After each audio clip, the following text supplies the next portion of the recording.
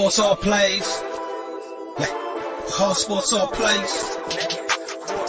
All sports all plays. 365, we making up plays. You talking the game, get you to the days. We're high in the court, the dime in the lane. Variety topics, living the same. All presentation, sports information. Hitting the airways, taking the nation. All sport, all plays, they working your faces. Grace at the field, so tie the laces. All sports, all plays.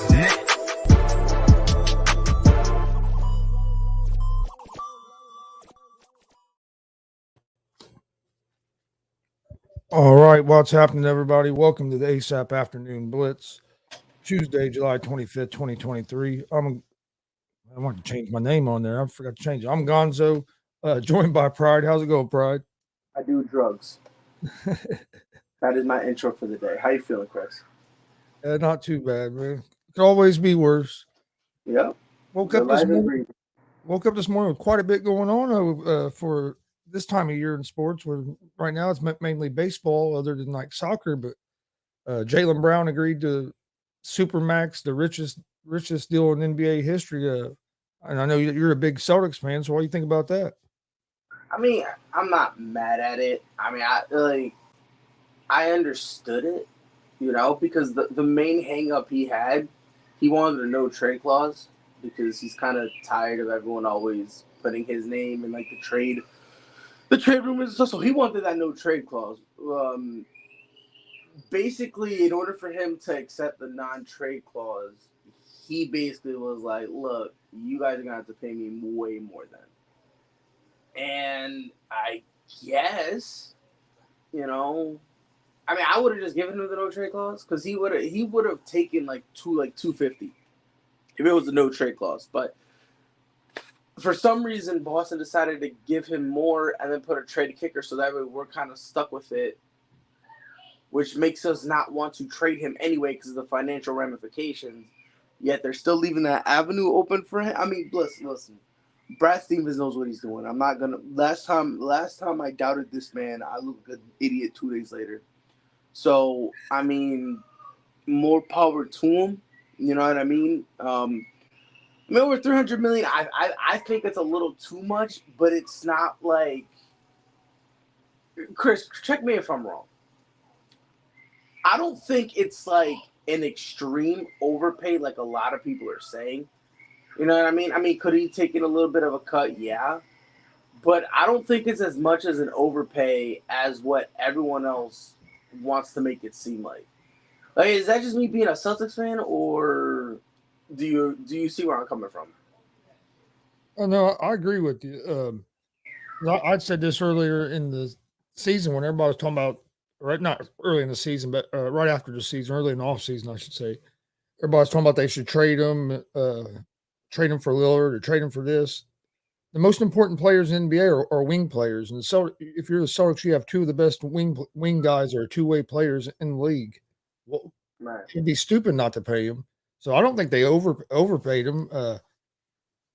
Now it does kind of not make a whole lot of sense that you might have been able to get him at like $250 if you gave him the no trade clause. But also, if you stop and think about not having that no trade clause in there can be big for the Celtics here 2-3 years down the road.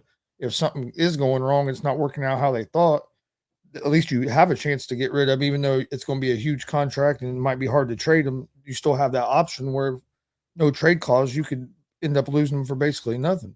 Yeah, I mean, my only thing with that is just the financial ramifications. Like we still have to pay. I mean, we still have to pay an exorbitant amount. You know what I mean? Basically, like if any team gets him, they're basically getting him for pennies on the dollar because we still have to pay for most of it, which is kind of like, I'm like, you might as well just throw in the no trade contract, the no trade clause. Because think about it, every single person in every player in the NBA who's had a no trade clause, what happened? They ended up getting traded anyway. You know what I mean? They ended up waiving it. So I feel like if it was a situation where like we're kind of screwed, I feel like Jaylen Brown would say fine. But I mean, look, I just don't understand the anti-Jaylen Brown slander that's going on around nowadays. I don't understand it, right? Like, it was bizarre. Like, before before the Celtics season ended, guy's a 1B. He's great. He's phenomenal. All this stuff. Now all of a sudden, he doesn't deserve this money. He's trash. He's overrated. Never really was good. It's bizarre to me. It's like a weird 180 that people are doing. How can everything change and they ain't played no game? Yeah, and that's I'm like, and I've always said this. Like, I look at them as a 1A 1B type of situation. I think Jason Tatum is the 1A.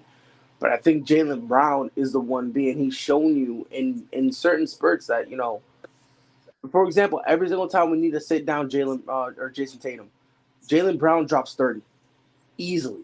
You know what I mean? And it's kind of like, now again, yes, there is a difference between, Jason Tatum and Jaylen Brown. I'm not saying there's not, but I don't know. To pretend that Jason Tatum is a bum, yeah, bro. Or I'm sorry, Jaylen Brown is a bum.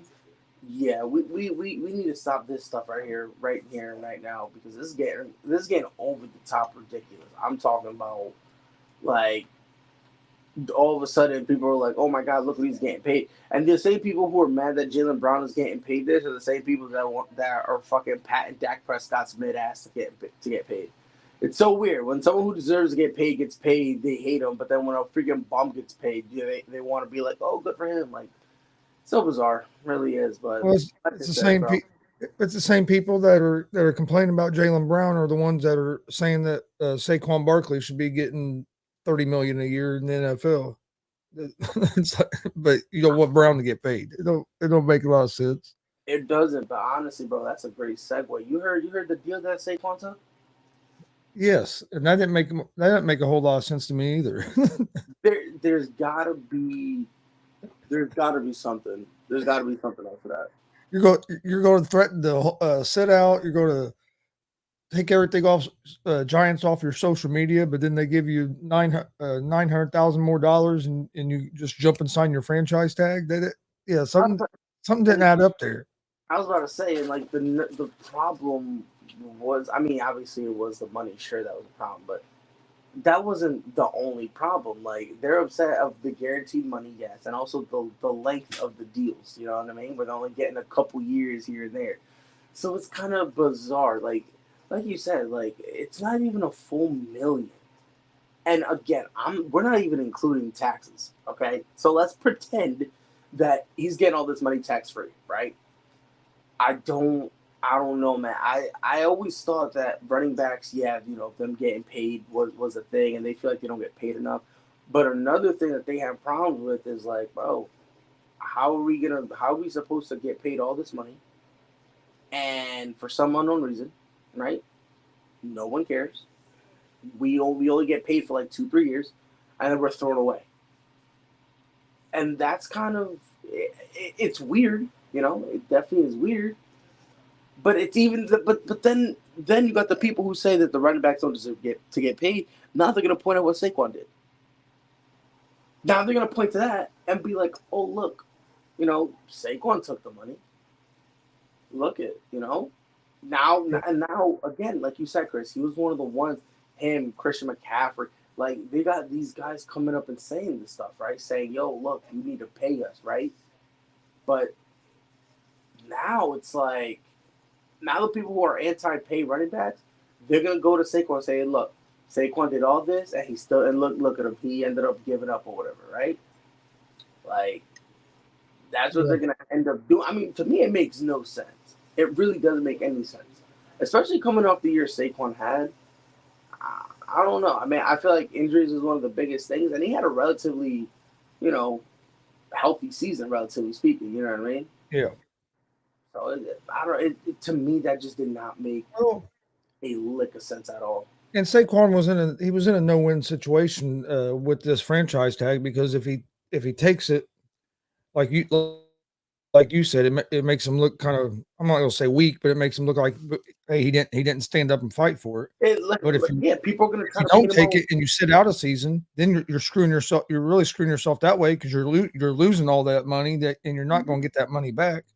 And there's not a whole lot that these running backs can really do until the next CBA, and I think that's what 2028 or something like that. Because the way they got the CBA set up, that's what's screwing the running backs. If you're a first-round draft pick these teams have you under contract for 4 or 5 years. Well, 4 years, and then what? They get the 5th-year extension option. Then they can franchise tag you for 2 years. So that's 7 seasons. Hell, that's a whole running back's career. So, it really is. And so these guys, these running backs aren't getting that chance to get that second big contract. Which again, to me, is for me, like, I'll be honest with you, like the main issue that, I feel like maybe this will kind of be a little different if, and again, this is just me kind of spitballing, but imagine if you paid because let's be honest, like, the reason why they don't really pay them is just because, like, by the time their rookie contract is over, there's a lot of wear and tear on them, right? I feel like they should, coming into the league, right, they should probably get more money. You know what I mean? Like, they should probably have, like, because again, like, when it comes to the running backs, they kind of, I think their rookie deal should be for a little bit for more money than other positions, but be for less years. So instead of like a 4 or 5 year deal, it should be like a 2 or 3 year deal for running backs for their first year, because their average career span is a lot lower than other positions. Yeah, it's the lowest in the NFL. I think if I remember correctly, it's between 8 to 9 years is the average running back's career span. Yep, and when you're saying 8 to 9 years, that is them getting into the league, hitting their peak, and then falling off. Yeah. So it's like, on average, by that 9th year, they're out the league, unless you're in a situation where you're kind of like an Adrian Peterson, where you're there and they'll give you some touches, but you're there just to really kind of help the young guys that they got there, that type of situation. Yeah, I mean, we've seen some running backs stick around, but I'm like in your prime, I'd say they probably have 7 to 8 years. I think less. Probably, actually in their prime, less than 7 or 8 years. Yeah, I would say 4 to 5 years. Yeah, they like their primes come and go before they even hit the prime of their life. Yeah, and that's why I think they in that CBA, you got to get that first contract to be shorter. And I agree with you, even more money would be good too, but at least shorter, so they have a chance to try to get a second contract where they can get paid. Mm-hmm. I mean, even Christian McCaffrey, he had a hell of a year last year. He signed that big second contract, and look what Carolina done right after that. They traded him. Mm-hmm. Which, I mean, I think in that situation, I think he's probably glad to get traded. Oh, I'm sure he's glad he got traded, because he went from Carolina to the 49ers. I'd be ecstatic. I'd be like, yep. Mm-hmm. I'm like, they traded me. I'm ecstatic. I'm throwing a party. I don't care if I don't win. I'm throwing a party. So I'm out of there. But, I mean, it's just, I don't know, man. It's like, I feel bad because, listen, if Saquon signed it, if he signed it, he's, he liked it. It is what it is, right? My fear, though, is they're going to fucking – I just cursed. My bad. But I don't know. I just feel like a lot of people who don't want running backs to really get paid, more specifically the teams, right? They're going to try to use this Saquon Barkley situation to try to make it, oh, you see? You look at them. You throw just a little more. You know what I mean? This is what they want, whatever. So, like, that way, when they have the new CBA and they start talking like, oh, yeah, this is how much you want to get paid, blah, to see if the running backs get paid more, they're going to be like, oh, well, look what Saquon did. Why can't you guys do that? That's what it's going to be. It's always going to end up being like that. Well, what's going to happen when the Giants franchise tag him again next year? Pay him a little more. I mean, because this is the first time they franchise tagged him, so they can technically franchise and tag him next season as well. And I think it goes up to like $12 million, and then of course, hell, they might throw him another $100,000 or $900,000 bonus in there or something. But you know what I mean? Is what's going to happen then? Is he going to be mad again, or is he going to sign it? So I mean, they could do it another year, and that's 7 years of his career that's gone. And what's the likelihood of him getting a decent contract anywhere else after that? No, boy, it won't be that high because, like you said, it's at 7 years, right? So this kid, you know what I mean? Like at that point, yeah, he's kind of jet. But I will say this: Saquon can't complain next year, bro. He cannot complain. He can, like, if they franchise tag him, he cannot say a word about it. He can't complain. He can't moan. He can't because you had your opportunity to do all the complaining, moaning, noise making now. You had the opportunity, right? And don't get it twisted. I was with him, right? Listen. If you're a running back, especially the way they be using running backs nowadays, go get your money. But it's very hard for next year if he gets franchise tag. It'll be very, very, very hard to take him doing this again seriously. It'll be extremely difficult. The only way this will make sense is if they franchise them and he's signing it. They gave him that extra money as a sign of good faith. But a sign of good faith, or say when they're like, look, let's just sign you here, and during the season we'll continue negotiations, etc., etc. That's the only way this kind of makes any semblance of sense. You know what I mean? But other than that, man, I don't.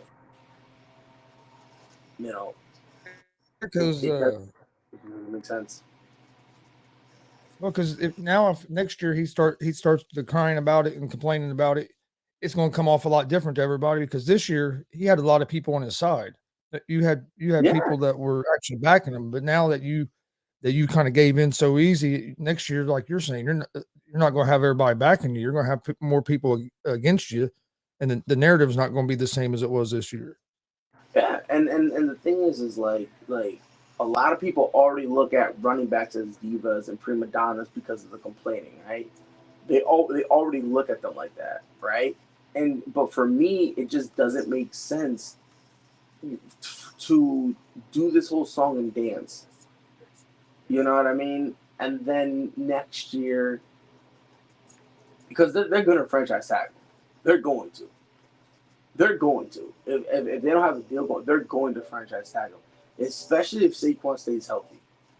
If he stays healthy, they're franchise tagging him. And then it's going to be this all over again. But the only difference is the Giants have even more leverage now.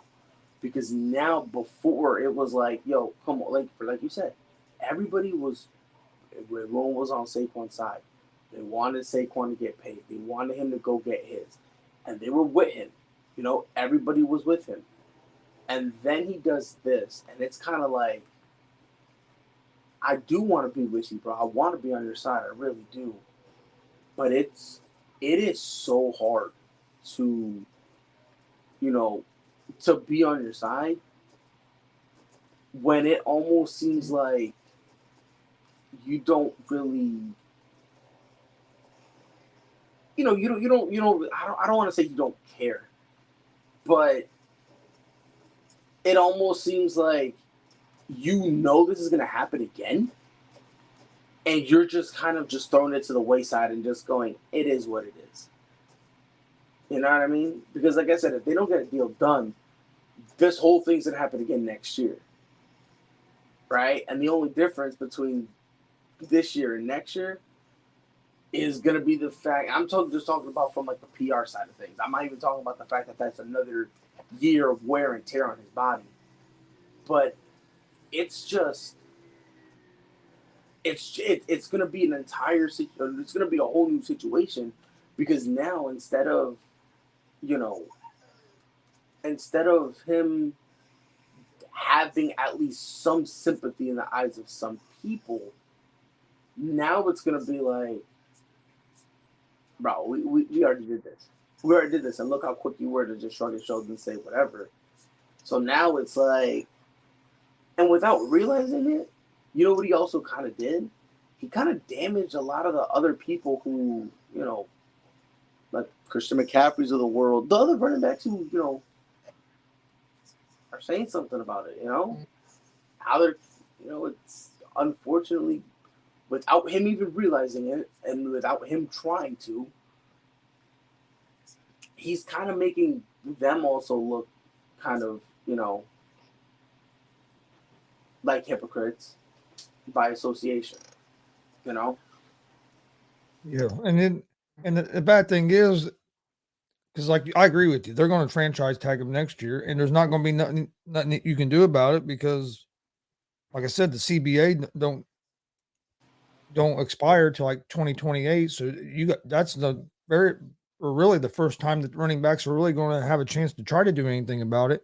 And is the union going to stand up? The Players Association is going to stand up with the running backs and get something changed. And that's the other problem because, like, the running backs had this meeting the other day. Some of them did had a Zoom meeting or whatever to try to figure out how to improve their market. But the problem with that is it was mostly like your top tier running backs. But for them to really make a change, they're going to have to get almost all running backs on the same page, and that's going to be hard to get some of these younger guys that haven't made no money, really made any money yet, to get on that page too. Because without having all the running backs on there, and even maybe some of these guys from other positions to back them, you're not going to get enough leverage to get the NFL to change the way they're doing things. Yeah. And the thing is like another thing too about that is like, you know, to get everybody to like kind of be all on the same page, like this sounds messed up, but you gotta understand when Saquon first came into the league, he wasn't complaining about the pay. Neither was Christian McCaffrey, neither was Dalvin Cook. They weren't. And the only reason they weren't is because they haven't really experienced it yet. Yeah. You know what I mean? They didn't go through the entire situation, the grueling season, the wild workload, the injuries, and then sit down at the negotiation table, then have the teams lowball them. So it's like a lot of these young guys haven't been there yet. You know, like a lot of them haven't been to that situation where they sat down to at the table and was like, "All right, I'm ready to have the conversation," and then they just get a disrespectful offer, right? And it's kind of like it's kind of crazy because it's like maybe if some of these guys had that, you know, kind of had that moment where it's like, man, you guys are disrespectful, blah, blah, blah, all that stuff. But at the same time, dude, I just feel bad. Like the running back shouldn't really be having this conversation. But because again, yeah, you know, your careers, you know, it's very short, but it's because look what you asked them to do. Like we had this same conversation, like what was it, like 10 years ago about offensive linemen? It really was the same thing. It really was the same thing where it was like, man, you know, they're not getting paid enough. And then when you kind of start realizing everything they do, they, you know, obviously they will start getting paid. So, well, even with the tight ends a few years ago, when tight ends went from just being basically blockers, just starting to be more of a receivers. Yeah. Yep. And then that's kind of when, you know, but and I feel like the difference was that like they kind of saw the writing on the wall type of thing. Because when you start asking them to do more, like you got to remember, like all the stuff that like people are asking running backs to do, this is something that they've been asked to do from the beginning of time. Like originally, like think about it, like you know, and this is not. I'm not even trying to be disrespectful. Like a guy like Mike Ditka, in this age, people would look at him differently. Because in this age, you have to have some ability to catch, right? You can't just specifically be a blocking tight end and think everything is going to be fine, right? Like, it's kind of the same thing why outside of the Dallas fanboy community, that's why people look at Jason Witten as he's an okay tight end. And it's just because, like, he was just, like, could he catch the ball? Sure. But he primarily was just, like, an extra blocker, right? Like, their thing is like you need to be able to go deep. Like you can't just run a flat you can't just run a flat, catch the ball, and just be like, okay, yeah, woohoo, look at me. Like, nah, bro. Like you need to be like a Jimmy Graham, a George Kittle, a Travis Kelce, a guy who can go deep and not only beat you with their athleticism, well beat you with athleticism, but not just jumping up and getting jump balls, but also with like speed. Right? Like you kind of do need to be a mixture. And it's kind of like when you started seeing those guys come in, like, you know what I mean? Them like, and you also got to remember, like, originally, a lot of them young guys, they didn't want to be called tight ends. Like, remember Antonio Gates? When Antonio Gates realized, hold on, I'm getting paid less and I do more than wide receivers, he wanted to switch to the wide receiver position. Because he's like, yo, why am I going to sit here, not get paid, and I do more than what y'all do? Doing the same job as he's basically a wide receiver, but I'm getting paid less. Right. Because of the title is beside my name. Right, exactly. So it's kind of like, it's just this thing, man, where it's like, I feel for Saquon, but like I said, I'm going to feel for him even worse because in like 2-3 years, when, because usually before this, like 4 years before the CBA start, like the conversation like has to begin or whatever, they're gonna start having some conversations here and there. So that way, when they get there, you know what I mean? Like nobody, they don't want the season to stop, right? They don't want to have what happened with the MLB, right? Like that threat. So they're probably gonna start having some, idling conversation about it a few years earlier, just so that way when they get to the table, they could be all like, all right, well, at least X, Y, and Z, we don't got to worry about that because that's all taken care of. When those conversations are happening, Saquon's gonna be the poster boy for the NFL teams. He's gonna be the poster boy, and he didn't mean it.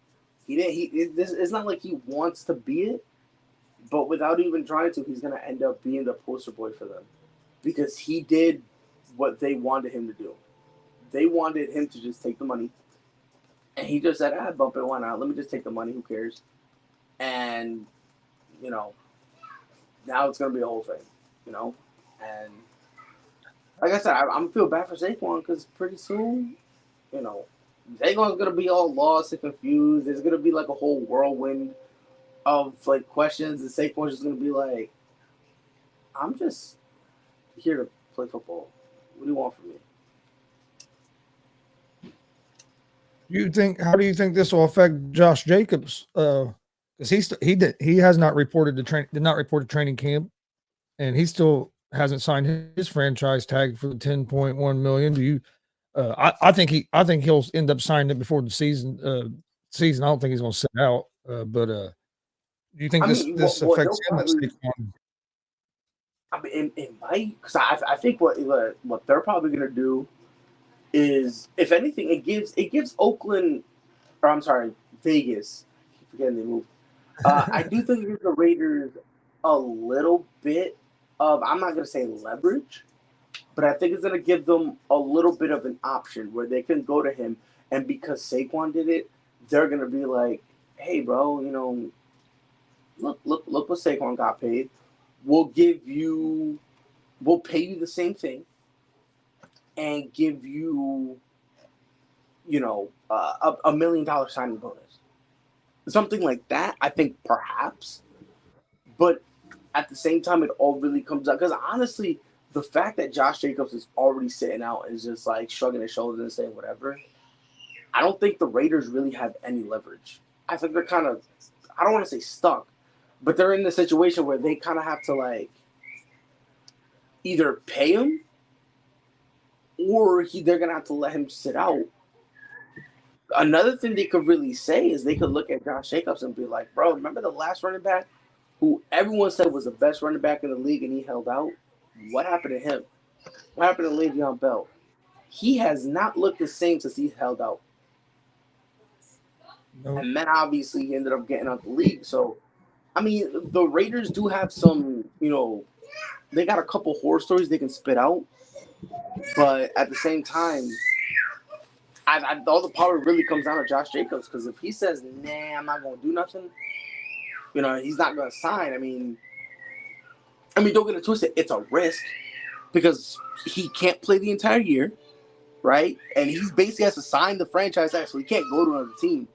So it is a risk, but I don't know if this necessarily will have any impact on it, because he's made it clear, like, I will sit out. Like, he you know what I mean? So, Mike, you bum. Be on time. Be responsible. I was being responsible. I had to get my admissions test or I was going to get a ticket. Bro, whoa. You should have admissioned your ticket out of here, bro. Get out of here. You're right. Ooh. I'm dog shit. I'm sorry. 100%. 110%. So sorry. Michael. I'm calling you Michael from now on. Riley. All right, let's settle down. Let's relax. Settle down. Let's stop. Let's not be crazy, huh? Saquon, bro. Is he a sellout? I mean, the part that is wild to me the most is after that came out, there were other reports that Saquon demanded a trade earlier in March, and the Giants offered Saquon to 12 different teams. They said over a dozen teams they reached out to, and nobody wanted to bite. So I don't think he's a sellout. I think he definitely did try to get out of there. He definitely did try to make a situation out of it and move his way out of the New York Giants organization, which to me, I think he would have wanted to do after the Daniel Jones re-signing. I think that's just the mentality I would have had personally. I have nothing to go off of that, but I would definitely think it was a part of it. The other part of it, obviously, being that he just wants to get paid. And I definitely hear you on the Josh Jacobs thing, but I think he definitely has to make a lot more money than Saquon did on $11 million just because, and not exponentially about a lot more money, but you're looking at a guy who's a year younger, who had 1,600 yards versus Saquon's 1,200 yards, and then 12 touchdowns to his 10. The kid's obviously such a versatile threat from the passing game and on the running game. So I think, and when you got a guy like Jimmy G at quarterback, you might even see Josh Jacobs take a couple snaps at QB. But on some Wildcat shit, Pride, we love that. We love our Wildcat plays, but it's definitely something that I think for Josh Jacobs, with the DUI just a couple of years ago, with a bunch of other things, with injuries that he's had his entire career, I'd sit out. I'd sit out just because let's be real about the situation. The reality is that we talk about Le'Veon Bell all the time and how his career just wasn't the same after sitting out. And obviously the Jets organization was horrible and the team that he landed with, the deed was done. He got paid. And that at the end of the day was what it mattered to. That's what it all came down to at the end of the day. The reason that Le'Veon Bell right now is in a good position in life is because he did get paid by the New York Jets. And he got paid a hefty penny too. And I think he got paid, but he didn't get the deal that he was looking for before he set out. Right. And right. he lost the money for that whole year that he set out as well. That's so if Jacobs don't play this year, you're going to lose to 10.1 million right off the bat that you're not going to be able to make back. Probably. Wasn't it like 4 years? It was like 4 years, 50 million, right? Or something like that. It was something like that. But it's definitely something to where, this is what he wanted, but how much were they offering? You know what I mean? And I think that's really the situation you need to look at. And I think that's something that moving forward, if I'm Josh Jacobs, man, I don't like the idea of sitting out. So for Saquon Barkley, I didn't like sitting out. Your team just made the playoffs the year before. The Giants are on a roll with Brian Dable and company. You're in a position to where I would disrespect you I would look at you differently if you sat out. Now, Josh Jacobs, in the situation that the Las Vegas Raiders are in right now, they're projected to have a top 5 pick in this year's draft. The offensive line looks terrible. You got Jimmy Garoppolo at quarterback. They're saying that the rookie quarterback, who nobody even knows the name of, could potentially even start week 1. Like, there's a lot of, what did we talk about the other day, Pride? We got Jimmy Garoppolo just cleared his physical. Yep. They signed the man in March. He just cleared his physical. He just took it. Like, this is the first time we're having this. Well, to be fair, though, you got to also have to remember. Not fair to anything. I'm not fair. No, I'm just saying, like, he had surgery. Right. And everyone was aware he had surgery. So the thing is like, after you, I think it was like a shoulder injury, shoulder his foot, wasn't it? Yeah. Actually, no, you're right. I think it was his foot. It basically was like they couldn't do it until he was basically healed up from that surgery. Right. But you bought a guy who's already hurt. And that's how I looked at it. And that's the conversation that you need to have. You traded your franchise quarterback away. All this money is off the table. So pay me. You know what I mean? Like, they don't have a lot of guys on contracts other than Devontae Adams and maybe a couple other players, Max Crosby. Like, that's really it. So when you look at that and you go, as Josh Jacobs, if you're going to make me sit on one of the worst rosters in football, if you're going to make me sit with a horrible coaching staff, a horrible offensive line, you could pay me. Like, that's really what it comes. At 25 years old, I'd pay him. I'd pay. There's a few guys I'd pay right now. Not built off character, not built off who they are as people, just as pure athletes. Nick Chubb, Josh Jacobs at the running back position. And maybe Derrick Henry before the plate went in his foot. Maybe. But I'm not paying Derrick Henry right now. No, but you heard what I'm saying. Before the foot injury, before he had that titanium. When you're pushing 2,000 yards a season, I'll pay Derrick Henry. Now with the plate in his foot, I'm not paying him, bro. So I'm really looking at Jacobs right now. I kind of look at Jonathan Taylor a little funny. Sorry, Gonzo, but I do. I see consistency out of two guys in this league, and that's Nick Chubb and a guy like him, and obviously Josh Jacobs. So I think those are the two guys I'm really looking at as older guys. Older, they're 25. But it's weird, man. It's mad weird. Did y'all hear about Jimmy Graham?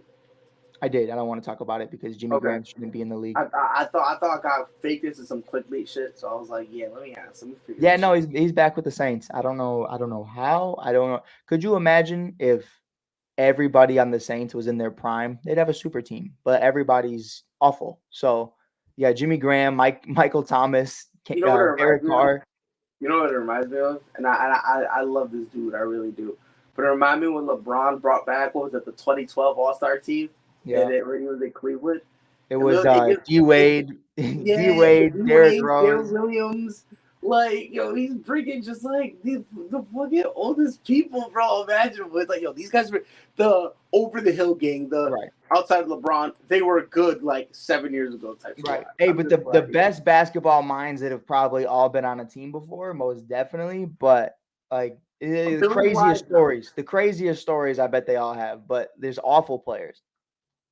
100%. Oh my lord, bro, that joint was hilarious. And Pride, did you already scream free Jaylen Brown? Did I miss that? Bro, I opened up with that, bro. Like, I don't get the slander. Like, I'll be honest with you, I don't get why they gave him over $300 million because, and I was telling Gonzo this, the reason being was Jaylen Brown would have taken $250.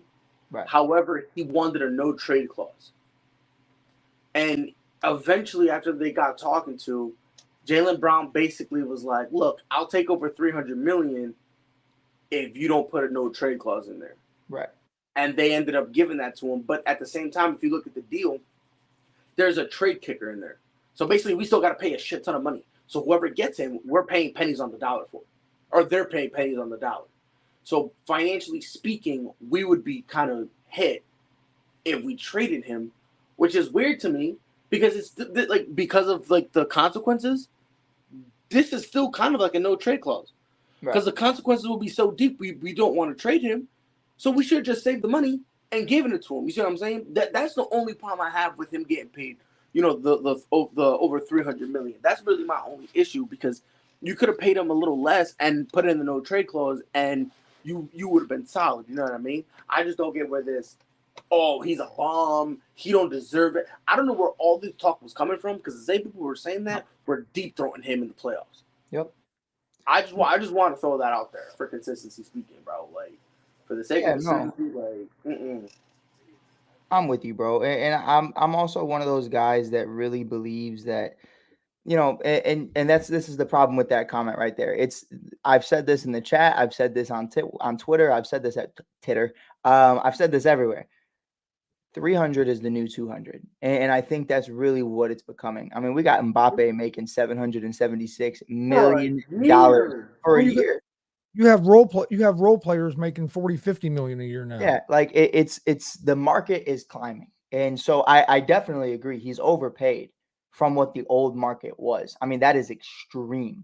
But what it's becoming is I think we're starting to see the first $400 million guys, the first $300 million guys in the NBA that we've already seen in baseball. And it's just happening a lot sooner now. The NFL is a very different situation. It's very owner driven. You know what I mean? But in the MLB and now in the NBA, you're starting to see it's a player driven league. These guys are dictating what the salaries and what the markets are going to be. You got Bradley Beal making $60 million a year. I love Jay Ness, but my guy is over here saying that Jaylen Brown at 25 is overpaid, but Bradley Beal at 44 is going to be making $60 million a year, and he's happy about it. And he's playing point guard. Like I'm not going to sit up here and slander Jaylen Brown because I truly believe that a guy like Jaylen Brown could be a top 5 player in this league at some point in his career.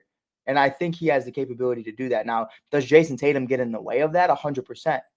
But when those two are together, would you rather him get in the way of that and them go to the finals, or Jaylen Brown go to the Rockets and be one of the best players in the league? I'd rather them go to the finals every single year together. So the fact that they were able to keep these two together, I think is phenomenal. I used to be very critical on the two. Can they play together? We got Marcus Smart throwing chairs. We got all this stuff happening in 2021.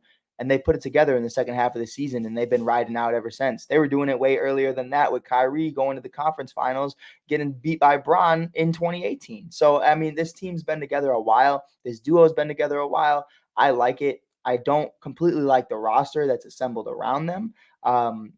I liked last year's a lot better, and obviously just things didn't work out, but I definitely think that keeping these two together, and Pride is the big Boston Celtics fan here, I think he could speak to it better than I can, but it is without a doubt the better move that you can have, because splitting those two up is going to be drastic. Yeah, I agree with that as well. That's why I told Pride earlier.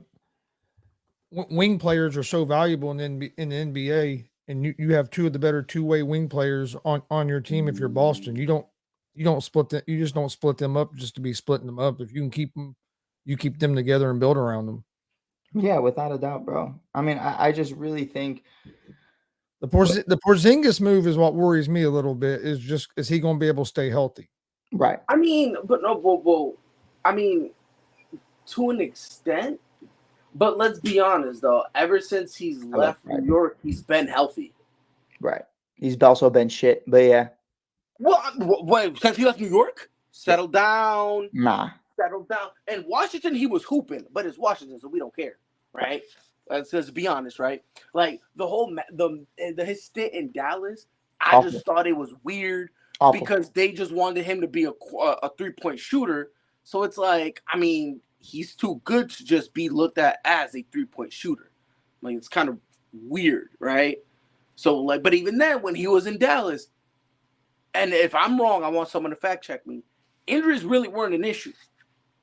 Right. Yeah, they were. They were?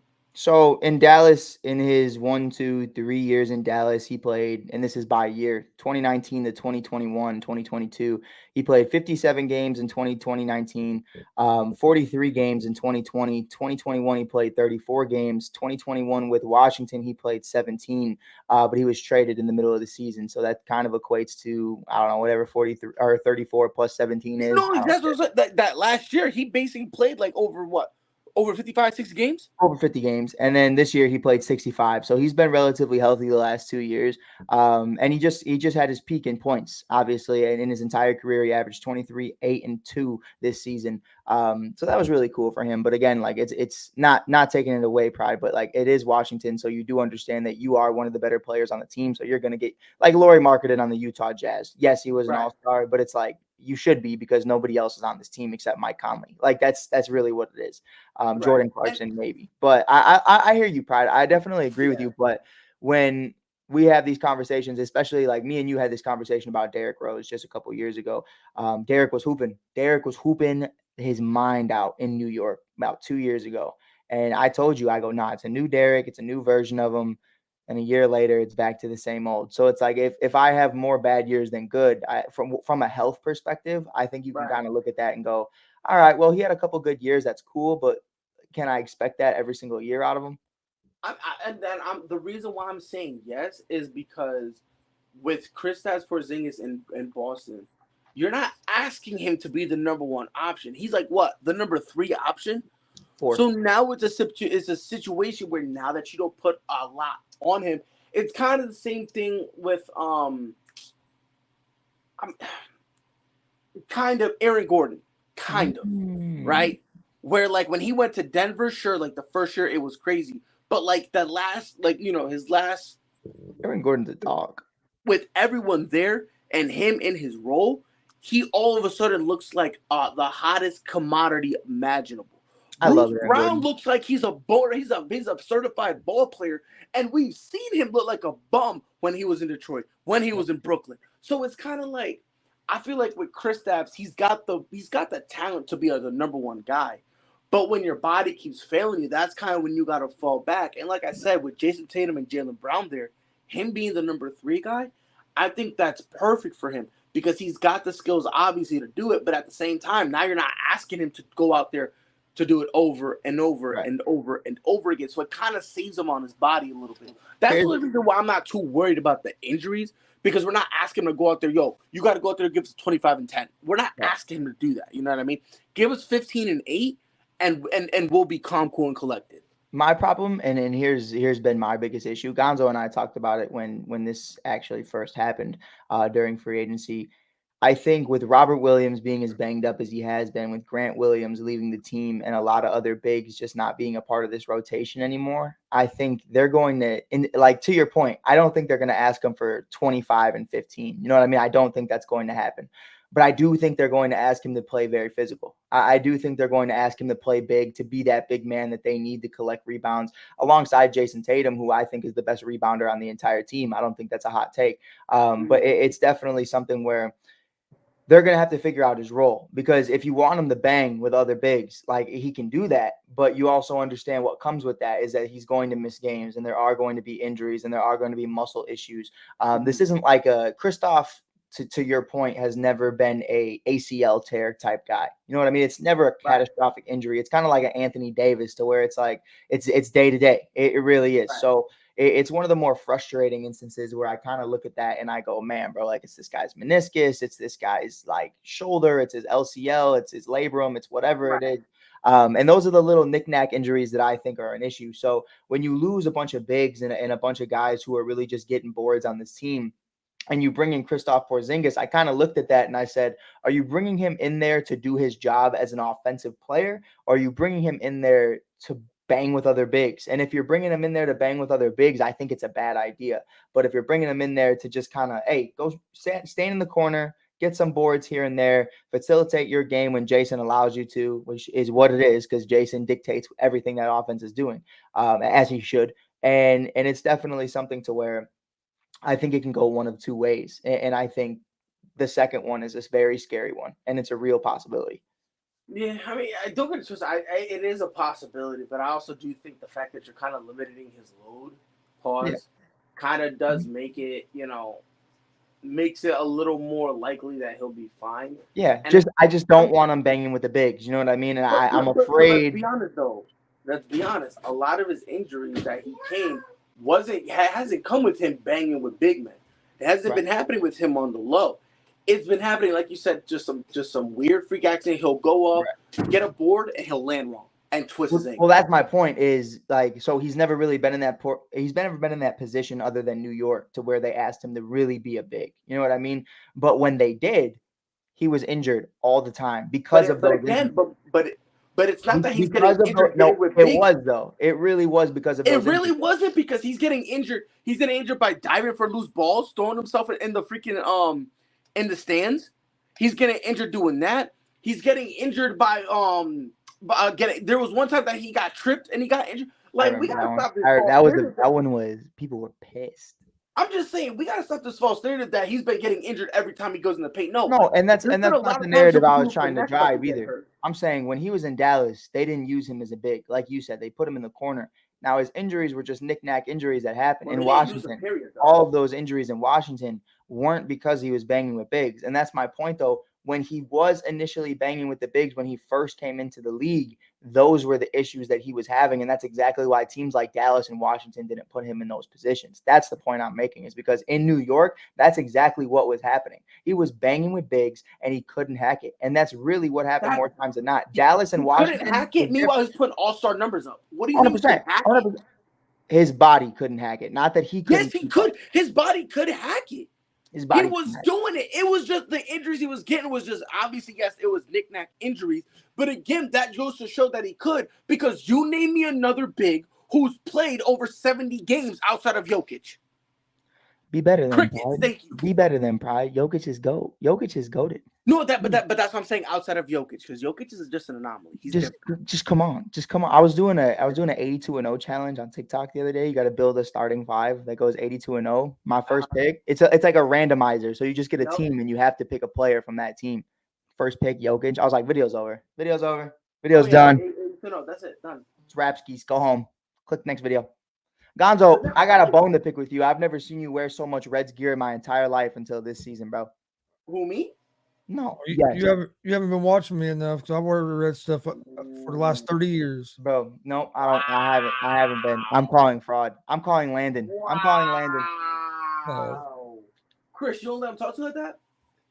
Nah, I'm just messing with Chris. Nah, He might knows me, knows I bet I back the Reds whether win or lose. Nah, I you don't know, know about all that, but we definitely were clowning on Landon, though. Most definitely. Yeah. Biggest Cubs fan in the world, but I've been catching him watching a lot of Reds games lately. Background picture on Facebook is all Reds. Wow. I was laughing yesterday because he put in the chat that it was a must-win series for the Reds. I'm thinking, for one, it's Nah. not a must-win series, and for two, you're not even a damn Reds fan. I'm from Kentucky, bro. Dude, I'm from Kentucky. I was like, okay. Don't get me wrong. Would it be nice to win this series against the Brewers? Yes, but it's not a must. It's not a must-win series in July. Yeah, no one cares. It's cool. We're cool. We're cool. I mean, unless you like, you're in the same division, kind of like the Orioles and Tampa. You can consider it I think you had just finished it. You can consider that because they're both fighting for the top of the division, right? So in that instance, sure, but I don't know, man. And I think even I mean, if the for an Reds and example, Brewers are fighting for the first in their they're division. tied. Aren't they tied in the division for first and second? No, I thought- Brewers I are thought- a game ahead thought- now. I was about to say I thought the Brewers had a couple games ahead. Yeah. Well, they're a game and a half ahead now. They were a half game going in last night, and then we Right. lost on a walk-off last night. That's what I try to explain to people, bro. When we talk about baseball, like the Cubs and Cardinals series was a must-win series for both teams because it was like the Cubs are in a situation where it's like, oh, well, we're in third place. Maybe we could catch. Right now, we're 6 games back from first place because we took 3 of 4. The Cardinals, we've been talking about it in chat to Randy. Brother, these guys stink. They're 12 games back now, and it's like that was a situation though. In July, you're 10 games back. Yo, you got to start climbing now, or it's wrapped. Yeah. Like that's a must-win series, and you lost 3 of 4. I'm gonna say it again. You lost 3 of 4 in Wrigleyville. You'll love to fucking see it. You'll love to see it. Jordan Montgomery. If you're in a series like the Reds and Brewers where it's a half game, one game is not as much of a must win because you're not trying to battle back from 5, 6, 7 games behind. Right. And for the Cubs, it's like, all right, well, hey, maybe this dictates what we do at the trade deadline. Maybe we're not sellers. Maybe we're not buyers. Maybe we're just gonna sit here and hang out. Like, but if we lost that series. Rumor is now that the Reds might trade Jonathan India. Dude, I don't know if you. I'm torn on that one because I'm a big India fan, but his numbers have been down some this year, and you have so many infielders. You have so many position players in the infield with McLean, Steer, De La Cruz. Mm-hmm. Gonzo, do you want to feel better about yourself right now? You want to hear the list of guys the Cubs might trade? I got it on me right now. It's right. Oh, let me hear it. I want to hear it. I want to hear the depression. Stroman starts off. Cody Bellinger. Marcus. And ready to hear the funny part? What? Ironically, he's like one of, if not your hottest bat. This guy's batting 400 in July. He's like 12 home runs. Like absolute dog, bro. Absolute MVP. Belly is back, and we're talking. Hey, guess what? Guess what Chicago's saying? Fuck him. Nah, honestly, yeah, I don't care. I want 19-year-olds, bro. I'm like Leonardo DiCaprio, bro. I'm like Leonardo DiCaprio. Nah, I'm Leonardo, bro. I'm DiCaprio, 100%. I don't need these 27-year-olds. Once you're 27, out of here. Out of here. I don't want you. I want 19-year-olds. Out of here. I need. Never mind. I was gonna say something else. Never mind. But no, we got Marcus Stroman, Cody Bellinger, Kyle Hendricks, Drew Smyly, Mike Tauchman, Mark Leiter, Michael Fulmer. We got a lot. Julian Merriweather. That's just to name a few of them. Jan Gomes is probably going as well if Stroman goes because those guys are together. If anybody wants Tucker Barnhart, you know where to call me. He's hanging out in Iowa right now, but I don't think anybody wants Tucker Barnhart. But Patrick Wisdom is another name. Just the whole team. So, yeah. But I'll be honest with you though, Pride. I will say this. Yeah. I'm cool if you trade everyone except Belly. I really am. Really? Like, okay, so, and I'm going to say this from an unbiased perspective, right? I'm going to hear you out. I'm going to let you go. Stroman's 33. Uh-huh. Did you ever look at Marcus Stroman and say, top 5 pitcher in baseball in his career? I didn't ever in my life. Yeah, you got the juice. And at 33, looking at a Carlos Rodon deal at the end of the year, that's what he's looking for. 5-year deal, probably over $150 million. I'm good, bro. Like, you are a Cy Young candidate this year. That's legit. Through the first 4 months of the season, you are with a 2.47 ERA. Going into July, it's only a 2.88. Like, get what you can for him. I don't care if you want to be here or not. Bye. Don't care. See ya. I can get top prospects for you. Cool. All these other guys, Kyle Hendricks, love Kyle Hendricks. Won a World Series here. Let him go win. Let him go win somewhere, or let him finish out the season. I can respect either or, but you better trade him to a contender. My point in that, though, Cody Bellinger, 27 years old. He's won an MVP. He's becoming who he used to be. And I think that's something you need to take a chance on. And that's something you need to figure out, because I love the guys in the minors. We got outfielders up the ass. I mean, we got Ian Happ, we got Pete Crow Armstrong, Brennan Davis, Kevin Alcantara, Alexander Canario, Nelson Velasquez. That's cool, right? They're 19. Are any of them going to be, and within the next 30 days, are any of them going to be batting 400 with 12 or more home runs in the MLB? Maybe 2 or 3 of them. Right now, though. You feel me, though? Like, not in your prime, not 3 years from now. Who's going to be the guy that's going to be here every day, the face of the franchise? It's not Dansby Swanson. I love Dansby Swanson. He's not that guy. He's not the guy that's going to be the face of the franchise. You still need your Freddie Freeman. You still need your Austin Rileys. You still need your Ronald Acuna Jr.'s. You still need all these guys. And Dansby's a great piece. He's like a 2 or a 3, I think, in my personal opinion. You need a guy who is the face of the franchise, who has the stick, who's bringing in everybody. I mean, belly bombs. I heard Frankie say earlier today, belly Bronx bombs. Get that fucking shit out of here, bro. I'll extend them right now just to make sure that never happens. That actually made my stomach hurt. I'm not even gonna lie. Yeah, triple B's. I'm not with that, bro. I stay in the C's. We need you with the C's. We need you with the Cubs, bro. Yes, there are more ways than one. Yeah, but it's definitely, it's just like, and Gonzo, you talk about it. You love your prospects. You love the guys on the Reds, but you would have loved to have Nick Castellanos still on this team, because he's a guy that right now you can have produce at the MLB level at a very high level. And that's something that I think at the end of the day, you need on this. Like, you can't, I love the Reds. I love the Orioles. You can't have a bunch of kids, bro. That's what happened with the Guardians in the playoffs. That's what happened with Seattle in the playoffs. That's what happens with the Blue Jays in the playoffs. That's why you need some young guns who are great, but you need those guys who have won before. You need those guys who have been in these positions, who have won Silver Slugger awards, who have won MVPs, who have won Gold Gloves, who have won World Series, or just playoff games in general. And Belly checks every single one of those boxes. Every single one I just named, he has one. Gold Glove, MVP, Silver Slugger, World Series champion. But I mean, Mike, let's also be fair here, though. Let's be 100% fair here. Like, let's not act like his entire thing with Chicago, he's been batting this 400 shit. He's been pretty good the entire year. The only time he wasn't, he caught his leg in the gate in, I believe, right field against Houston, and he missed about a month because he had a knee contusion. But that was the only time he wasn't good, bro. I honestly, and you can ask Gonzo. Gonzo and I have been talking ball all year. Like, he was perfect from start to finish. He just missed a month. He was batting about 280 in April. May, he goes down. June, he comes back, and he's batting 400 cents. I'm mad at it. 280 in April? 280 in April? Yeah, but I mean, 280 solid. I mean, it's solid. 280. The Red Sox would kill for a 280. I'm not negative because we got plenty, so settle the fuck down. Okay? What? Red Sox can hit the ball. Yeah, it's our pitching that's doo-doo in the butt. Like, that is our problem. Man, it's so bad, like, bro. Yo, bro, let me ask you a question. Bro, ask me a question, bro. How much? Listen, bro. What if we kind of make a little deal right now, bro? You want to make a deal right now, you bro? You give us Marcus Stroman. Don't take him. And I will buy you your favorite. I will buy you your favorite thing of chips, bro. Come on. My favorite what, bro? Your favorite bag of chips. Come on, bro. Let's work some magic here, bro. Cool Ranch. I'm with it. I just like 4 bags of big bags too. The family size bags of Cool Ranch. I was gonna say family size bags. Yeah, the family size will just help me out because we need pitching.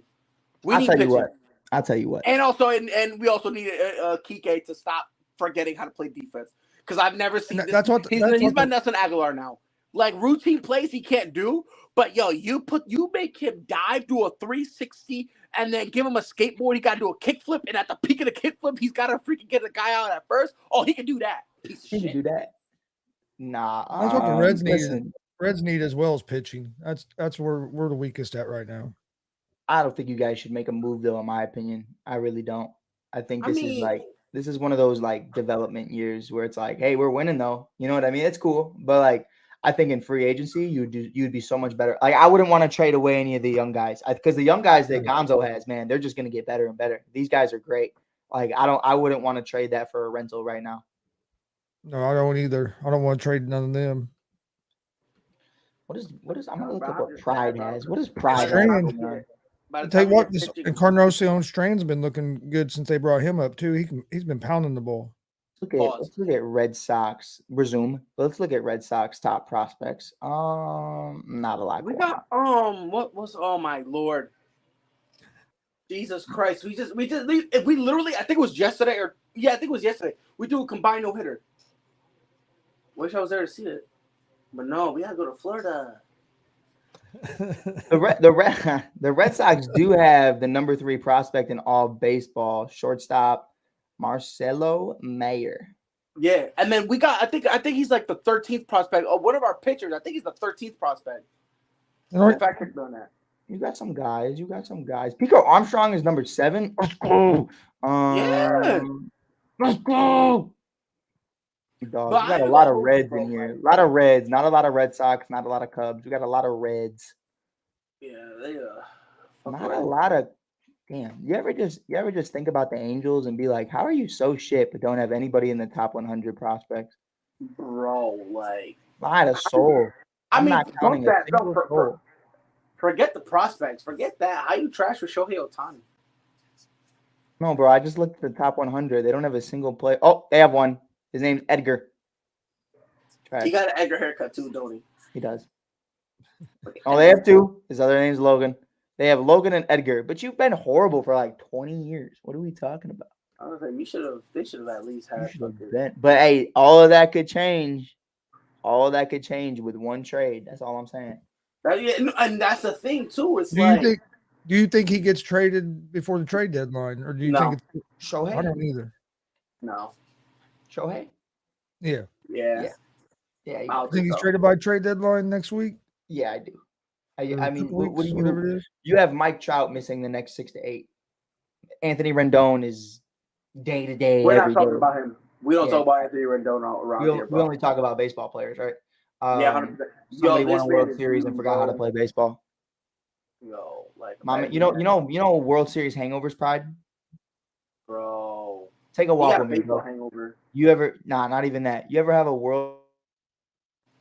I think that's where he's at. You know what I mean? It's just like it's more than just a hangover. It's becoming an everyday thing.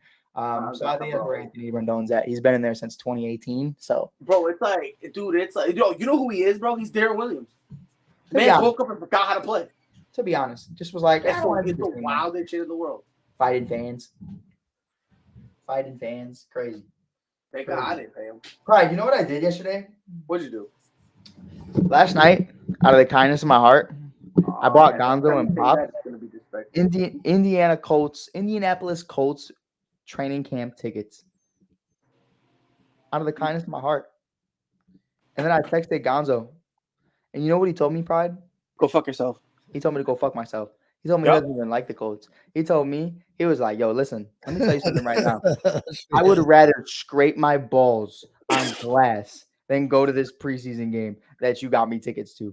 I would rather walk naked in a dry desert with chapped feet than go anywhere that you bought me tickets to.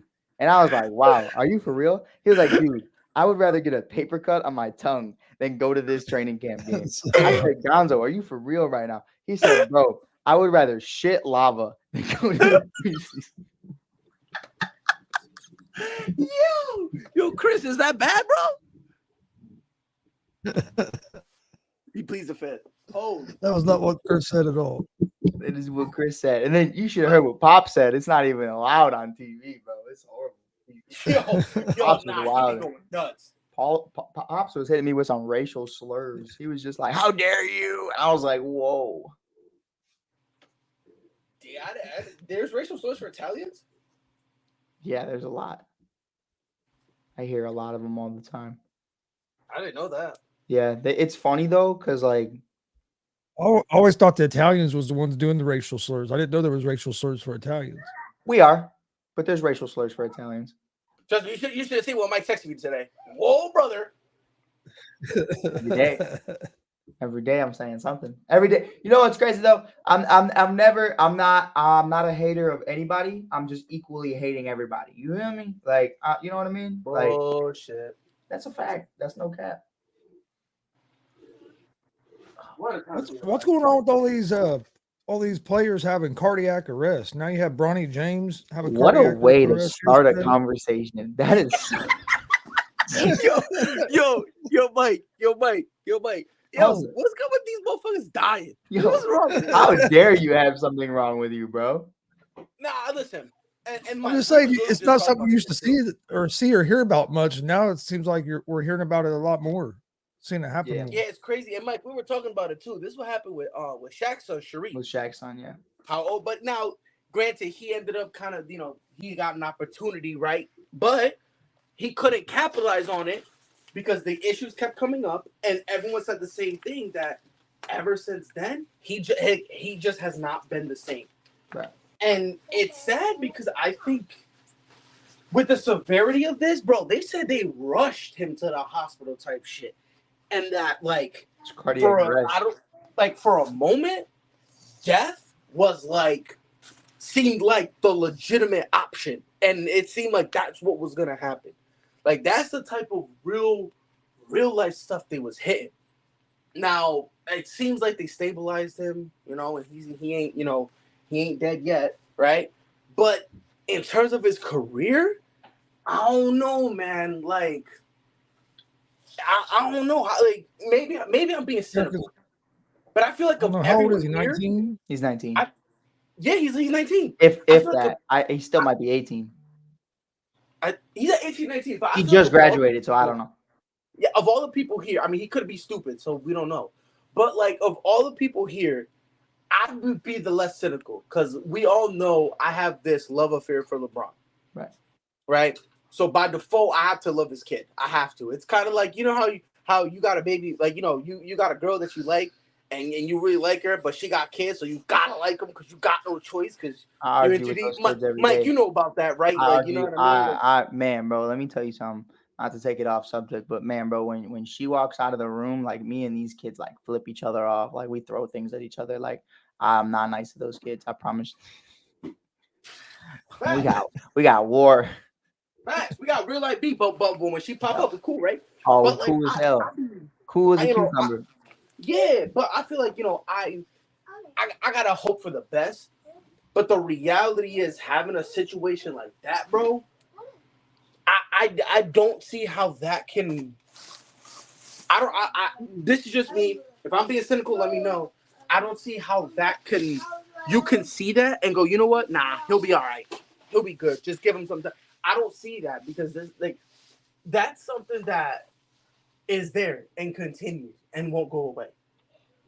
Yeah, I mean, it definitely can go away in a sense. It depends why it happened. You know what I mean? Like with Shaq's son, it was just something that was an underlying condition, something that's always been a part of him, something that you can't really treat. I mean, you could take medications and stuff, but when you're trying to be a professional athlete, like it happens. But you've also seen situations like DeMar Hamlin, where DeMar Hamlin obviously has an underlying condition. Now he's on medication for it. He had no idea he even had these kind of things. And now he's in a good situation to where he's back at training camp. He's ready to do what he needs to do. It also happens to be one of the biggest names in football, and he's a backup safety. But I digress. But anyways, sorry. But yeah, it's definitely something, though, I think with Bronny, like, why did this happen? And sometimes I think, and I mean this in the most respectful of ways, like sometimes you're just pushing a lot on a kid. And when you're being trained by LeBron James, obviously you're getting some of the best trainers, some of the best coaches to ever train you. You're playing against some of the best competition. At 18 years of age, doing this as long as he has, like, I don't know if it's an underlying condition. I don't know if it's just he's working way too hard. Like a lot of things can happen for a lot of different reasons. You know what I mean? Like I'm 16 at the time when I got my autoimmune disease that apparently I had my whole life. Gonzo, you've had your own situations that you didn't know you had, and now you have your own stuff. Like you carry things for a very long time and you could not know. It could just be dormant for a very long time. So it would be unfortunate if this was like a long-term thing. Which I would probably assume that it is.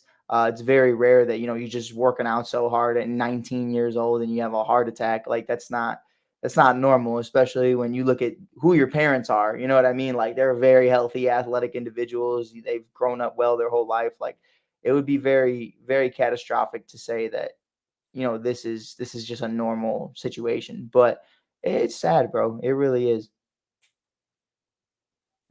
Yeah, 'cause it could affect the rest of his career Yeah. of trying to make it to And the fuck NBA or that. just Like anything. it could affect the rest of his Not even life too. You know sports. what I I mean, mean? just the Like, rest of your life.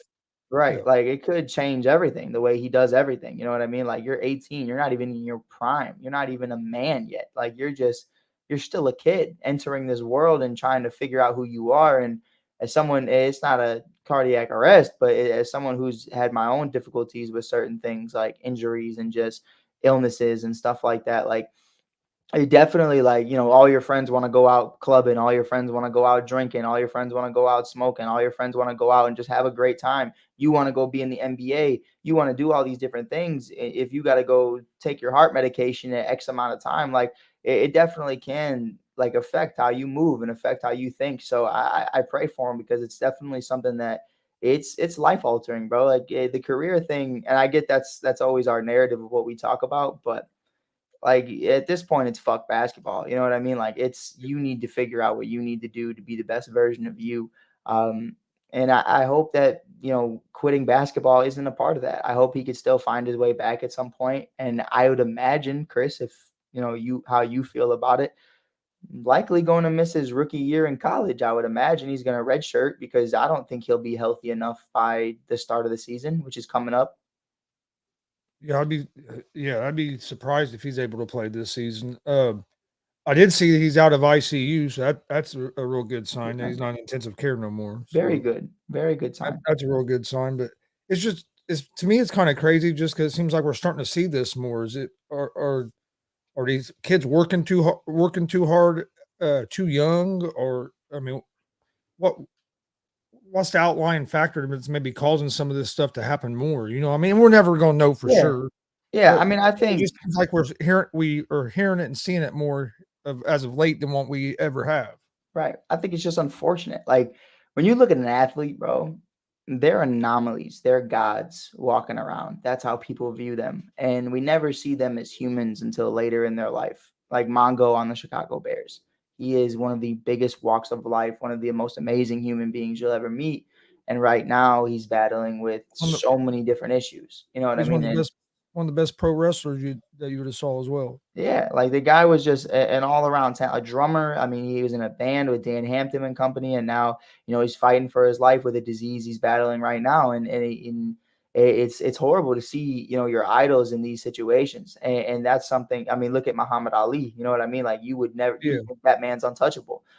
So what you're starting to see is the humanization of just players, and I think it happens a lot, man. I mean, I know, like, and not to name drop them, but I've lost friends to suicide at 18 years old. I've lost friends to cancer at 18 years old. I've lost friends to accidents, to murders, all types of things, all types of diseases. And it's a normal thing of life, of when sometimes things just happen. And when it comes to athletes, you tend not to see it as much. And to your point, I don't know why you're starting to see it a little bit more. But I definitely think it's something that's kind of always been around. You just don't notice it because the guys at the top stage normally don't have these issues. You know what I mean? They're relatively healthy. Do you think Hamlin will have a special chest protector? I don't imagine so. I would just imagine they would monitor him throughout the game, just for a little while, just to make sure he's good. I'm sure they have their own little drill, their own little system of like, hey, take your medication. If you feel this way, let us know. If you check his blood pressure, check all that. With him, I don't think there was any kind of like prior thing of it. I think it was just basically they're saying it was just kind of like a freak accident. The hit must have just happened at the right spot where it sent him into a cardiac arrest. I don't think there was any like outlying condition with him that they found that caused it. So I don't know wearing a special chest protector is that going to help you? Right. If he had if they found he had a heart condition, sure. You know what I mean? But I'm sure there's a bunch of guys like, one thing people don't know about Justin Fields is he's epileptic. You know what I mean? But you wouldn't know that because he takes his medication. You know what I mean? Like he's not going to have a seizure on the field. Pray to God that he won't, because he takes his medication. So, as long as you're doing the right things and what the people are telling you to do and the people that you trust to tell you what to do, I don't see why he would need anything.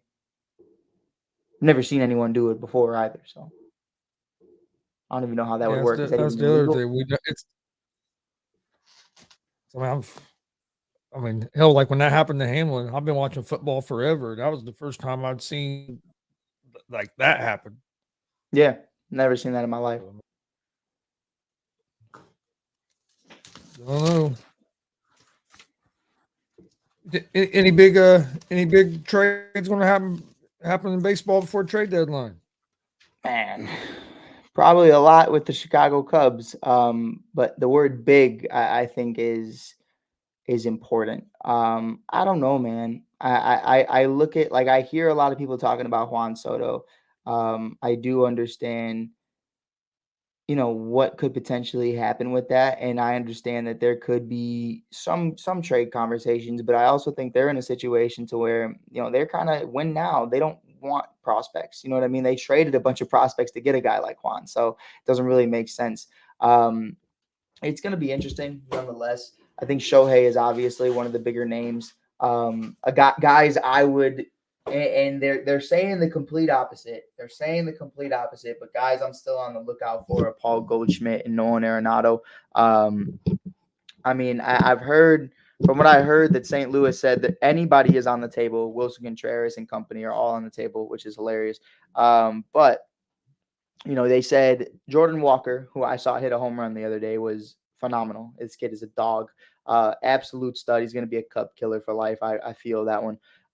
Still took 3 or 4, but Nootbaar, Arenado, and Goldschmidt are the other 3 as well, along with Walker, that they're saying are pretty much untouchable. But I think the Cardinals will be sellers. I think obviously you'll have a couple other teams out there that could be potential sellers. Marcus Stroman is still available. Cody Bellinger is still available. You got other guys in different organizations that could be available. I like the trade that the Orioles did the other day. They got the Japanese pitcher from the Oakland A's. That was a great move for them. I definitely do think it benefits them a lot. I'd like to see the A's in on Ohtani. Or not the A's, the the A's, son of a bitch. the Orioles in on Ohtani. I think the Orioles in on Ohtani would be. You've heard rumors of that. Yeah, I've heard rumors of that. Frankie was talking about it this morning with some guys on his show, and I think it's I like it as a rental. But I don't think Shohei is willing to go to Baltimore. I also don't think Baltimore's paying $600 million. My thing is, I don't want to give up all these prospects and stuff for a rental. Yeah, and that's, and mind you, it is one of the greatest players to ever walk a diamond. But if it's 60 games, and I'm going to ask you, Gonzo, instead of just giving my own opinion, do you think Shohei Ohtani on the Orioles makes them the World Series favorite? No. Then it's like, why are you gutting the farm for a rental? Yeah, that's my thing. Right. Like if you're, who's a team? If you're the Atlanta Braves and you get Shohei Ohtani, there's a conversation. You know what I mean? If you're a different organization, let's say the Tampa Bay Rays, and you get Shohei Ohtani, there's a conversation. But to me, the Orioles, they're a team that have a lot of young talent. Right. And they're in the hunt for sure. Yeah, they're in the hunt. But if you give up a lot of your prospects to get a guy like Ohtani and say it doesn't work, you don't get that World Series, and then you lose him. Now you're taking a chance of sending your organization back to where you've been the last 7, 8, 9 years. And that's now you're on the come up. Right. And that's the problem. And I think that's, as a GM, you have to look at that from that perspective, and you have to recognize he's a stud. He is one of the greatest players of all time. And in my personal opinion, he is the greatest player of all time. When Babe Ruth was around, there wasn't even a slider. There was no sliders. You know what I mean? There wasn't a single Dominican player in the entire league. I guess just the reality of the situation. Babe Ruth, best of his generation. One of the best of his generation. I'm still a Mickey Mantle guy or a Luke Garrett guy. But I do believe at the end of the day, I trust my farm system if I'm a general manager. Now, if I'm in a situation where Austin Riley is up, Ronald Acuna Jr. is up, all these guys are here, and we have some guys still in the minors that just aren't ready yet, 19, 20-year-olds, do what you got to do. But if I'm the Chicago Cubs, I did this video yesterday. People asked me, who would I give for Shohei Ohtani? I said Matt Mervis, P. Crow Armstrong, Christopher Morel, Cade Horton, our number one pitching prospect. Like, these are guys, and mind you, those are guys in the top 10 of our farm system. And Christopher Morel, who is already in the league right now and is you could play him at third base, second base, outfield, where DH, wherever you want him. It's a conversation, though, where it's like, do the Cubs go to the World Series if we get Shohei this year? And we got the farm? No. So it's like, I would rather take a chance on my prospects than go after a guy like Shohei Ohtani if I'm one of these teams that are kind of just in the mix. Even the Reds are great.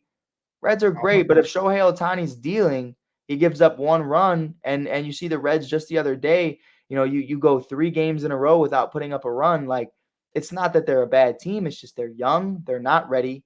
And that's what it is. Now, if the Reds win the World Series this year, Gonzo, strike me down. But I think if they can do it, they can do it without him. Yeah. If I'm the Reds, I wouldn't trade away all my prospects for Ohtani. There's no way. Not at this moment. You know what I mean? Like, you really got to be ready for this. Like, the Dodgers are the perfect team, in my opinion, because 1, they'll pay them. 2, they have the guys that are up here right now, Freddie Freeman, Mookie Betts and company. They're great. They're just great. They are what they are. They're missing out on Walker Buehler right now. Urias is doing very well. You got a guy like Kershaw still around. So you got some guys that are doing their thing. Dustin May is obviously out for the season. So you have these conversations and you go, I look in the minors and I see guys who have been in the futures game for like 3 years in a row because obviously Mookie Betts is in front of them or Freddie Freeman's in front of them. Trade them, dude. They're just sitting there wasting your prime. You know what I mean? These guys are 25, 26 still in the minors because they don't have a spot on this roster. It's not because they're not good. It's just because you got Hall of Famers at those positions. So if you can get Shohei for that, why not? Yeah, it's different when you have a team that of a little bit older guys that are already seasoned guys. You have seasoned guys on your team like that than if you're a team full of younger guys. Yeah. Do you think the Padres are in on them?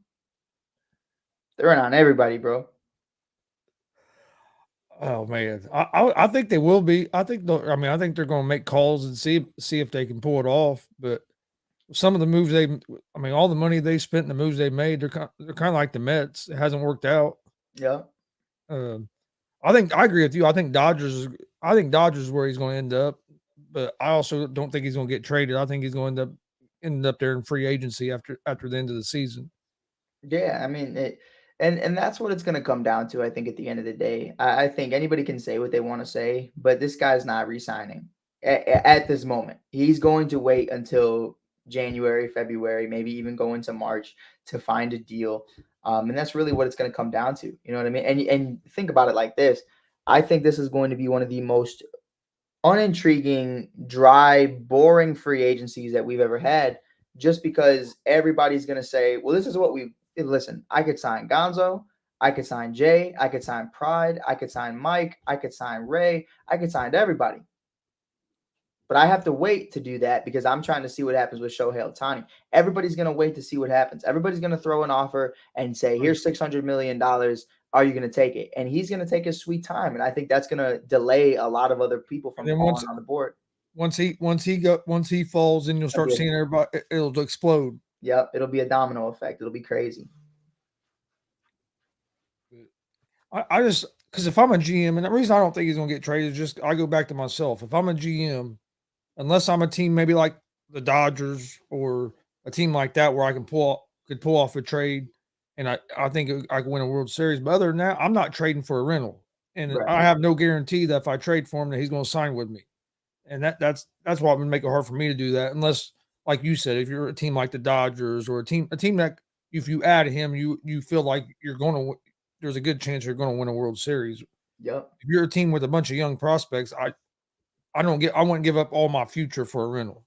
Yeah, no, most definitely. We also have a report that just came out, by the way, just a minute ago, about 5 minutes ago. 49ers GM John Lynch tells reporters that star edge rusher Nick Bosa is not expected to show up in training camp, meaning he's in a holdout situation subjected to fines. The two sides have been attempting to hammer out a long-term deal, but until they do, Bosa is not going to be with the 49ers organization. So with that being said, Gonzo, how many days until you think the Bears trade for Nick Bosa? I'll tell you what, man. Is it just me? Is it just me, or are we hearing about a lot more players this year going to sit out because of contracts? I mean, because you have Bosa, and there's been some other ones. Not, and I'm not just talking about like running backs. There's been some other linemen that I've heard their names. Of course, right now the name isn't going to pop in my head. Wouldn't I'd like to be able to think of it. Yeah, no. I could be sitting here tonight watching TV, and the names will pop up in my head like that. But it seems like we're seeing a lot more guys that are talking about holding out because they're not happy with these contracts.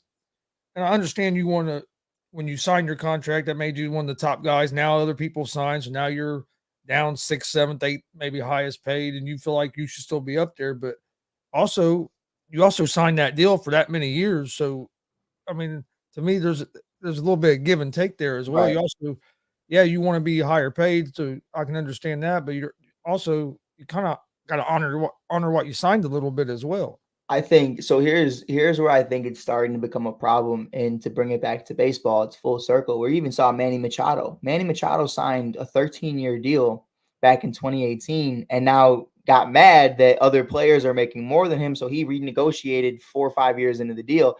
And I think that's something that's frustrating, because it's like, you understand how talented you are. You understand that you set the market back in 2018, but now you're upset that somebody else set the market and you're not getting more. And it's like, you have to understand, you got bread, bro. You're making money and you're paving the way for other people. But if every single time somebody makes the highest paid money and everybody sits there and goes, well, now I want that. Well, bro, you signed the ink, bro. I'm sorry. Like, you know what I mean? Like, it is what it is. To me, I wouldn't negotiate with these guys. Okay, that's how you feel? Cool. The back end of that deal sucks ass anyways. Manny Machado and the Padres aren't doing anything anyways. So let's just move on from it right now. If you're a team, if you're the teams, do you think you stop signing these guys to such long deals? I think you have to, just because of what it's presenting itself. But what that means to me is that we just need to keep developing players better and better. Iowa, AAA, double A, single A. Like, you got to pump guys out, even though you have the Chris Bryants of the world, the Ellie De La Cruzes of the world. You need to be able to look at yourself and say, I love Cody Bellinger. It's cool if he leaves. I got Pete Crow Armstrong at center field in double A right now, just waiting for an opportunity. You know what I mean? Like, he's won a gold glove in the minors. He's won a championship in double A. He's one of the best hitters, one of the best electrifying players in all minor league baseball. The fact that you have that luxury, though, makes it very interesting when a trade deadline rolls around and Cody says, I want to make $30 million a year. You're going to go, yeah, no, sorry, because we can pay Pete $950,000 for the next 5-6 years, and we don't have to deal with that. Like, that's and we might even get a better player out of it. So who knows? And that's just one instance, but you can have those instances all day of, like, I'm curious to see what the market of Ellie De La Cruz is going to be just a few years from now. Guys like Julio Rodriguez, guys like that who get paid 2 years into being into the league. Gonzo, I think you're in a situation where you're going to be one of the original guys left, because the Reds aren't the type of organization that's going to give Ellie $350 million after 2 seasons. Like, that's just not, it's not going to happen. I don't see them doing that. I don't see that becoming, a normal thing. So, but you see that with Julio, you see that with a bunch of young guys. Let's talk about Wander Franco, bro. Wander Franco gets paid, and I haven't heard the kid's name since. Like, yeah. What happened to that kid? He just got paid $350 million. How's he even doing on the year, Gonzo? Like, what are we talking about? Well, and with the Reds, you got, because I agree. I don't see them giving, I think they'll end up paying De La Cruz, but I don't see it happening within a year or two. They're not that kind of, right. That's not how their front office works. But you also have Spencer Steer, who right now could be rookie of the year. If you look at his numbers, I mean, he's leading all rookies in RBIs. He's leading the Reds in RBI. I mean, he's right up there as rookie of the year. He's kind of getting overshadowed because De La Cruz, and you have Matt McClain who's playing at that level. Mm-hmm. I mean, you have and that's not even counting our pitcher, Andrew Abbott. That's been pitched. I mean, he's 5-2 with a 2, right at just over a 2 ERA, 2.10 ERA. So I mean, they got a lot of young guys, and the Reds aren't known for paying players. So Right. 100%.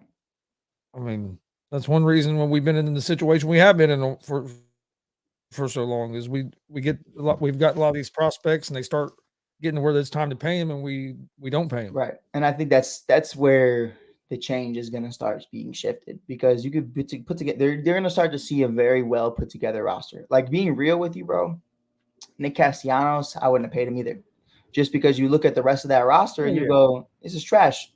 This is trash. You look at Luis Castillo. I know Pops is still upset about it, but you got a haul for him. You got a haul for Luis, and these young guys that you got for him are going to be potentially a lot better 4 or 5 years down the line than Luis is. You know, and a guy like Trevor Bauer, thank God you didn't pay Trevor Bauer. That's just really what it's come down to. So, you know, there's guys who have come and gone, and I think some of them you look at and go, they could have been a vital piece of this team. But more times than not, I think the reason they didn't re-sign anybody is, why am I paying when we're not good? You know what I mean? Like, it means everything. Yeah. And I think that's what's most important, especially for the Cubs. You know, Rizzo, Bryant, Baez. That's a different conversation, because we're winning. You just don't want to pay them. There's a difference, I think, between not being ready to win and just not wanting to pay. Yeah, I thought the Cubs blew that team up a little soon. I don't think they blew it up too soon. I think they waited too long, to be completely honest with you, because I think you started to see that they just weren't hitting their stride at the same time. You know, Rizzo was good one year, then Chris was good the next, and Javi was good the next, but they were never all good at the same time at that consistent level, or all healthy at the same time. Like a guy like Kyle Schwarber, you just let him walk. Like you didn't use those opportunities, and on top of that, you didn't bring in enough guys to surround them around. You know what I mean? We didn't have enough guys in the pipeline because you traded him away for Chapman. You traded him away for Quintana. We had Dylan Cease, Eloy Jimenez. We had guys like Gleyber Torres, and you let them walk. So it's like, it's definitely, they definitely just didn't bring in the reinforcements the way you're starting to see with the Reds. The Reds have reinforcements way past Ellie De La Cruz, way past these other young guys that are already on the team. Even the Dodgers, we talk about Mookie Betts, Freddie Freeman. They got reinforcements in the minors. If something happens to Freddie Freeman, he will be replaced tomorrow by a solid young player. That's just what it is. And I think the Cubs just failed to do that. Yeah. And that's where you're seeing the game going now more, as well as being able to really build up your farm system. That's the way to get built, especially if you're a team that's been struggling. That's the way to get your team back to a chance to win. It's how you avoid these conversations, though. Like Manny Machado, hey, I'm not playing. Cool, dude. I got my number one prospect's a third baseman. You think I give a fuck? Like, you think I care? Like, dude, we'll replace you tomorrow. Like, we have no problem with this. And that's really how you got to come with it.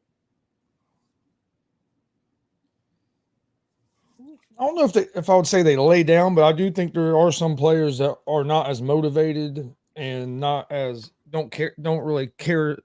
I'm going to say they don't care, but they don't take care of their body and take care of keep practicing and keep doing stuff like they did before they got paid. They kind of take it for granted, I should say. Yeah, I've gotten paid now. I'm just going to be able to keep doing this. Well, no, you still got to do everything you used to do to still be playing they play at that high level. And I think some guys kind of lax off after they get that big payday, thinking that, I don't have to do all that work anymore. I've made it, and I'll still and think they can just stay at that level. Well, it doesn't work like that. You still got to put in that work to stay at that level, even though you've made all that money. And hey, I'm not going to lie. I'm sure it's hard. You make $100 million. It's probably a lot harder to stay motivated and want to put in all that hard work that you used to do. Yeah, I'd be bored. Ben Simmons is a great, like Ben Simmons got paid, and you could tell guys who want to win a championship versus guys who just want to make money. And I think I don't disrespect either. I don't discredit either, because at the end of the day, one thing, I was just talking to my buddy about this the other day. When I was a kid, and probably for you too, like when I held a baseball in my hand, I would just think of baseball, and I would just think of a game, and I would just think of having fun. But the reality is you're holding potentially $350 million in your hand. And that's what a lot of people look at it. A lot of people look at it as, this ball, what I'm able to do with the skills that I have and what I can bring to this game is all a business decision. And that's really what it is at the end of the day, is a business. So I think that's something that, young kids, I love the have fun. I love the believe in the game. I love this, and that about just making the game fun and making sure that kids are happy. But you also have to understand on the other side of things, if you really want to take this seriously, there's a lot of other cats that are willing to do this, and you're holding potentially generational wealth in your hand every single time you step on the mound, every single time you step on the field. So I think to a lot of guys, once you get that, what am I playing for? I already got paid. I already won an MVP. I already won a World Series. What else do I got to play for? I really don't. And that's like one of those guys that you could look at, Fernando Tatis Jr. He still does the pimp home runs. He still plays electrifying defense, but he's gotten paid. And I think you can kind of see it on him that after he got paid, he kind of wasn't the same guy. Motivation just wasn't there. Oh yeah. And I mean, not that I'm not going to sit here and say I like it, but I can also understand it because I mean, I thought you worked your whole life to get to. So once you get it, I can see you kind of relaxing a little bit. Right. You just want to coast, have fun. Cool. I get it. But as a fan, it sucks. I'm pissed. We paid you all this damn money. Now you're right. Now I'm pissed. That's why I'm not a big believer in paying a bunch of 23-year-olds $350 million 2 years into the season. Wander Franco right now on the year is batting .267, making $350 million. 267? That's what I'm looking at. 47 RBIs. Like I would lose my mind, especially out of the Rays, out of everybody, because they don't pay anybody. So I was just like, that was very uncharacteristic. Yeah. It's kind of like if the Reds paid Ellie right now. I'd be like, wow. You know what I mean? Like, I didn't expect that 2 years into his deal. No. Yeah, it is odd for the Rays because the Rays are one of them teams that always build from within and don't really ever, if they do pay somebody, they don't pay them early. Yep. All right, Mike, you got any final thoughts before we get out of here for today? Yeah, man. I want to say happy birthday to Sweetness. Happy birthday to Walter Payton, turned 70 today. The late, great legend, one of the best, if not the best running back of all time. Still does a lot for the city, still does a lot for this organization. Obviously, Connie Payton is still so involved with the organization. You have Jarrett Payton, his son, who works in Chicago sports radio, Chicago sports, just TV in general. And Brittany as well, who does an amazing job in the news industry. So I just want to say happy birthday to the legend himself. I got the 34 hat on right now. The 34 over there too. So it's always love when you got a guy like that who you just know a man gave everything. So I just want to say happy birthday. Oh yeah, he still might be the best player to play the game. Right. I think so. Right up there. I'm not a Bears fan at all, but you don't have to be a Bears fan to be a Sweetness fan. I think Lawrence Taylor is another one of those guys too. But I think if you do a line of cocaine before every game, it's cheating. So yeah. Hey, I guess whatever gets you whatever gets you going, bro. Some people sniff chalk, some people sniff coke. So whatever does it for you, man. Skittles would do it for me, but hey, it is what it is. You're more like beast mode. You just need some of those Skittles. I was a big Skittle guy. Yeah, I love Skittles. And also, by the way, shout out to Marshawn because he just became eligible for the 2024-2025 Hall of Fame, which I think is crazy because a guy like Devin Hester is still waiting. But Marshawn's definitely deserving as well. Over 10,000 yards in his career. One Super Bowl, almost two, about a yard away from almost two. But fuck it, what are you going to do? But yeah, that's my final thoughts. All right. About the only thing I have is joint. I'll be live here in about 10-15 minutes with the Easy Money and Sports Betting Show. So join us for that. ASAP Afternoon Blitz will be back tomorrow at 1 p.m. Eastern. Check out the ASAP All Sports All Plays Network on Facebook, YouTube, Twitch, Twitter, Instagram. Also, you got the ASAP Sports app you can find on Roku, Amazon, Apple products, all that good stuff. So make sure you go check out the ASAP All Sports All Plays Network. Gonzo, we got one more. Tonight, we'll be live. All sports, all plays. Chicago Sky versus Las Vegas Aces. Going to be a lot of fun. We're going to be there with pregame, postgame interviews. We're going to be going live during the game, interviewing some fans. Jay wanted me to say that because I always forget to say that. Also, Candace Parker, I see you, girl. She ducking us. She just had a foot surgery. She won't be here. She's missing the rest of the season. I'm not making jokes. I'm not making jokes about it. I'm just saying, when you leave me high and dry and then I see unfortunate things happen to you over in your sweet little la-la land in LA, that's unfortunate. That's unfortunate. I'm not hating. I'm not saying nothing. I'm just saying, guys. What time is that going to be, Mike? Believe 6 p.m. the game starts. 6 p.m. Central, 7 p.m. Eastern, if I got my Eastern Centrals right. But it's going to be a lot of fun, man. It's going to be exciting. Asia Wilson, Kelsey Plum, bunch of other dogs on that team. Chelsea Gray, do it all day. I wish Candace was there. I really do wish TP would make her first bring back to Chicago since obviously leaving the team. It would have been love. In all seriousness, it would have been a lot of fun. And I know we would have had a great conversation. But praying for her. Hope she gets healthy soon. Got a foot fracture. It's disgusting. It's got to hurt. It's got to suck. Is that going to be on the ASAP network, or is that just going to be on your stuff? Oh, it's going to be on the ASAP network, baby. On the All Sports, All Plays. All right, so make sure you guys check out Mike tonight. Then I'll be checking that out like always, and then I'm gonna try to watch a little bit of some of the Fever, but man, they've been hard to watch here lately, man. It's a bad time. I was talking to Glenn about it. Glenn wants Dana Evans so bad. He wants Dana Evans so bad. I'm not giving up my girl Dana. The only exciting thing that's been going on with them is Boston, and then she tried to take somebody's head off with the elbow. Man, I saw that, and I was like, she's somebody I've looked at and said, that's a future MVP in this league. I truly do feel that way about her. She's special. Yeah, but hopefully she don't get wasted in Indiana. Man. All right, but we'll talk more about that tomorrow. We'll be back at 1 p.m. Eastern tomorrow with another episode of the ASAP Afternoon Blitz. Hope everybody has a great day, and we will see you guys tomorrow. All sports, all plays. All sports, all plays. All sports, all plays.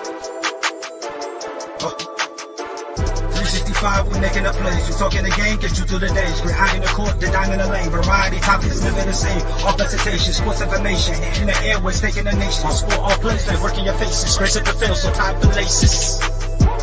All sports, all plays.